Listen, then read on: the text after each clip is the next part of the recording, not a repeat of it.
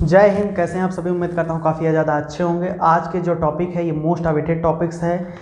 बहुत सारे लोग, मैं बताऊँ तो पर डे आप समझिए कि लगभग 200 से 300 400 500 मैसेजेस आते हैं सिर्फ इसी बात के लिए कि BS4 गाड़ियों का रजिस्ट्रेशन कब होगा।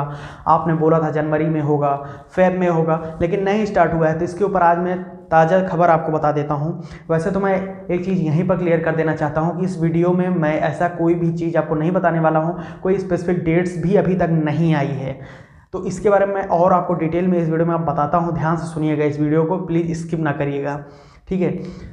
तो उससे स्टार्ट करने से पहले आपसे रिक्वेस्ट है कि आप इस चैनल को सब्सक्राइब कर लें। क्यों, वो भी बता देता हूँ कि आप इस चैनल को सब्सक्राइब करके बेल आइकन ऑन कर लेंगे तो जैसे ही नई खबर कोई आएगी BS4 गाड़ियों के पंजीकरण राहत भरी खबर के ऊपर, तो इसी चैनल पर मैं आपको वीडियो के माध्यम से अवगत करा दूंगा। इसलिए चैनल को सब्सक्राइब करिए, बेल आइकन को ऑन कर लीजिए अगर अभी तक नहीं किया है तो।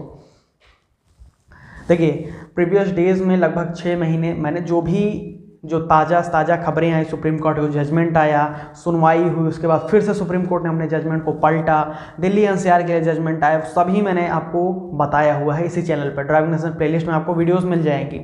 देखिए हुआ क्या है, जो 13 अगस्त 2020 का जो आखिरी जजमेंट था सुप्रीम कोर्ट का as per all over India except Delhi NCR, वहाँ पर उन्होंने बोला था कि उन गाड़ियों का पंजीकरण किया जाए जो 31 मार्च 2020 के पहले सोल्ड आउट हुई, जिनका डाटा और वहाँ पर टैक्स पेमेंट हो चुका है और सब कुछ डाटा वगैरह वाहन पोर्टल पे अपलोडेड है, तो उनका रजिस्ट्रेशन किया जाए।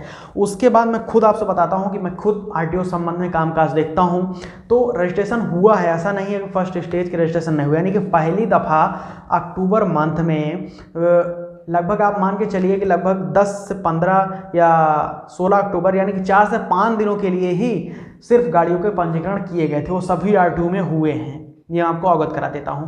तो फर्स्ट स्टेजेस के रजिस्ट्रेशन तो माननीय सुप्रीम कोर्ट का जो आदेशानुसार था उसका पालन किया गया। अब फिर से जो कुछ लोग बच गए जिनको जानकारी नहीं हो पाई कि RTO में रजिस्ट्रेशन स्टार्ट हुआ है और हो रहा है, तो उन लोगों के लिए वहां पर सेकेंड स्टेजेस के रजिस्ट्रेशन के लिए बात कही गई MORTH के द्वारा, ministry of road transport and highways के द्वारा। अब वो रजिस्ट्रेशन की डेट की कोई स्पेसिफिक डेट ही नहीं आई है। उसके बीच में फिर दिसंबर मंथ में, माफ़ कीजिएगा नवंबर मंथ में ऑनरेबल सुप्रीम कोर्ट का जो जजमेंट आया था वो दिल्ली NCR के लिए आया था। अब दिल्ली NCR में पंजीकरण BS4 गाड़ियों का होना तो सुनिश्चित हुआ और हुआ भी, लेकिन उसमें जो टर्म्स कंडीशन लगा दी गई कि आपको रजिस्ट्रेशन तभी होगा जब आप वहाँ पर एग्रीमेंट करेंगे नगर निगम से, यानी कि जब नगर निगम चाहेगा आपकी गाड़ी को यूज़ कर सकता है तभी ऐसे BS4 गाड़ियों का पंजीकरण किया जाएगा।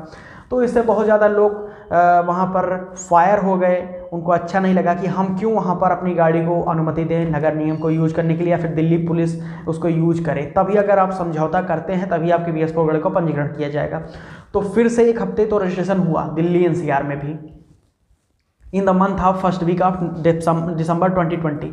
तो ठीक है, ये फर्स्ट स्टेज के रजिस्ट्रेशन अक्टूबर में हुए ऑल ओवर इंडिया तर्ज पे। मैंने आपको बताया BS4 के जो सुप्रीम कोर्ट का जजमेंट आया था उसके हिसाब से जिनका डाटा वगैरह अपलोडेड था उनका हुआ है। लगभग 70% लोगों का, 60% लोगों का हो भी गया। लेकिन फिर बाकी काफ़ी ज़्यादा लोग, क्योंकि ये सिर्फ 4 दिनों तक ही चला है रजिस्ट्रेशन, तो बहुत सारे लोगों को तो पता ही नहीं चल पाएगा रजिस्ट्रेशन कब से हो रहा है। जिनको पता हो पाया उन्होंने करवाया है। इसके लिए मैं आपको ये भी बता देता हूँ कि मेरे पास बहुत ज़्यादा हर एक स्टेट से लगभग मैं आपको बताऊँ तो मेरे पास वहाँ पर ऐसे बधाई मैसेजेस भी आए हैं कि सर मैं आपको लड्डू 5 किलो 10 किलो लड्डू भेजना चाहते हैं क्योंकि आपकी वजह से हमारा रजिस्ट्रेशन हो चुका है, आपने जानकारी दी थी। तो ऐसे भी मैसेज आए हैं। RC की फोटोकॉपी उन्होंने भेजी है, सब कुछ है, रजिस्ट्रेशन हुए हैं। मैं आपको खुद बताता हूँ फर्स्ट स्टेज के। लेकिन सेकंड स्टेज के रजिस्ट्रेशन के लिए कोई स्पेसिफिक डेट ही अभी तक अनाउंस नहीं की गई है। होगा भी नहीं होगा ये कोई जानकारी कंफर्म नहीं है। मैं आपको बता देना चाहता हूँ कि मैं आपको कोई भी यहाँ पर झांसा टाइप का ऐसा नहीं देना चाहता हूँ, ना ही वहाँ पर ब्लफ में रखना चाहता हूँ कि मैं आपको यहाँ पर जोड़े रखूँ अपने से, ऐसा बिल्कुल नहीं है। गाड़ियों के रजिस्ट्रेशन होंगे कि नहीं होंगे ये किसी को कंफर्म नहीं पता है। अगर ऊपर से आदेश आता है केंद्रीय सड़क परिवहन मंत्रालय का, तो हो सकता है कि दूसरी दफ़ा सेकेंड स्टेज जो मैं बोलता हूँ दूसरी दफ़ा रजिस्ट्रेशन किया जाए BS4 गाड़ियों का। वैसे तो ये 90% पॉसिबल नहीं है, ये आप मान के चलिए। अब जो लोग बच चुके हैं उन और जिनका डाटा पोर्टल पे अपलोड नहीं है या फिर 31 मार्च के पहले गाड़ी खरीदी हुई है, तो आप भूल जाइए गाड़ियों को पंजीकरण करवाने के लिए। और जिन्होंने अब बच भी गए हैं, जिन चाहे वो उन्होंने रजिस्ट्रेशन ही क्यों ना डाटा वहाँ पर TR वगैरह कटवा लिया है और 31 मार्च के पहले ही टैक्स भी पेमेंट कर दिया है, तो भी 90% चांसेस हैं कि अब रजिस्ट्रेशन ना हो, क्योंकि जो भी होने थे वो रजिस्ट्रेशन हो चुके हैं। इसके ऊपर मैंने भी काफ़ी ज़्यादा मूर्त से ये जानकारी प्राप्त करने की कोशिश की है, लेकिन मूर्त का इसके ऊपर कोई जवाब ही नहीं आता है। तो रजिस्ट्रेशन में भी होप बनाए रखते हैं, आशा ही एक हमारे आपके पास में एक हथियार है, या फिर आप उसको बोलिए कि आशा है हमारे आपके पास कि रजिस्ट्रेशन हो सकता है स्टार्ट हो। आप इतने ही आशा कर सकते हैं। बाकी इसके ऊपर क्या आदेश आता है वो मैं आपको बताने के लिए यहाँ पर हूँ ही। चैनल को सब्सक्राइब जरूर करिएगा। इंस्टाग्राम पर @टेक्निकल आलोक जी है, टच में रहिएगा।